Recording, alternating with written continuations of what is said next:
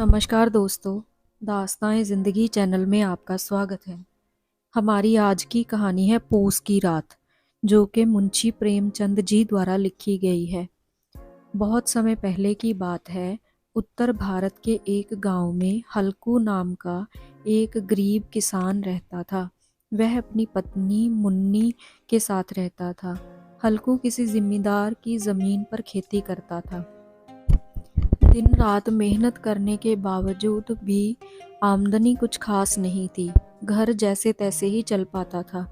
मुन्नी ने उसे खेती छोड़कर कहीं मजदूरी करने का सुझाव दिया। हल्कू लगान के तौर पर दूसरों की खेती करता था। खेतों के मालिक का बकाया था। एक दिन हल्कू ने अपनी पत्नी से 3 रुपए मांगे, मगर मुन्नी ने देने से इनकार कर दिया। ये 3 रुपए कंबल खरीदने के लिए जमा करके रखे थे, क्योंकि जल्द ही ठंड आने वाली थी। जमींदार के तगादे और गालियों से डरकर मुन्नी ने हल्कू को 3 रुपए निकालकर दे दिए। जमींदार रुपए लेकर चला गया। अब पूस का महीना आ गया था। अंधेरी रात थी और बहुत ही ज़्यादा सर्दी थी। हल्कू अपने खेत के एक किनारे ऊख के पत्तों की छतरी के नीचे बांस के खटोले पर लेटा हुआ था। वह एक फटी पुरानी चद्दर ओढ़े ठंड में ठिठुर रहा था। खाट के नीचे उसका पालतू कुत्ता जबरा बैठा कूं कूं कर रहा था। उस बेचारे को भी बहुत ठंड लग रही थी। हल्कू को जबरे की हालत पर तरस आ गया। उसने जबरे से कहा, तू मेरे साथ इतनी ठंड में क्यों आया है? अब ठंड में ठिठुर मैं क्या करूं? हल्कू बहुत देर तक जबरे की बातें सुनता रहा। जब ठंड के कारण उसे नींद नहीं आ रही थी, तब उसने जबरे को अपनी चादर में घुसा लिया। जबरे की शरीर की गर्मी से हल्कू को सुख मिला। कुछ समय यूं ही बीत गया। अचानक एक आहट पाकर जबरा उठा और तेज तेज भौंकने लगा। उससे अपने कर्तव्य का आभास था। जैसे जैसे रात बढ़ रही थी, उतनी ही ठंड भी बढ़ती जा रही थी। शीत हवा चल रही थी। तभी हल्कू को एक ख्याल आया। हल्कू के खेत के पास ही आमों का एक बहुत बड़ा खेत था। आम के खेत के पत्ते गिरे हुए थे।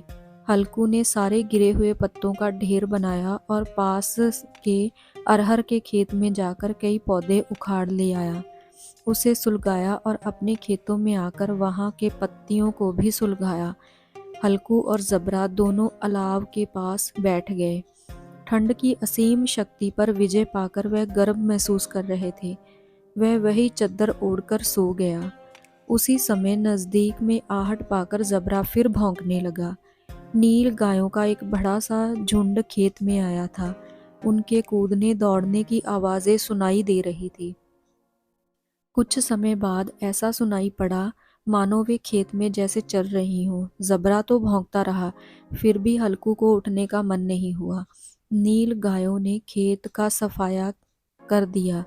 हल्कू गरम राख के पास छांट बैठा रहा और धीरे धीरे चादर ओढ़कर सो गया।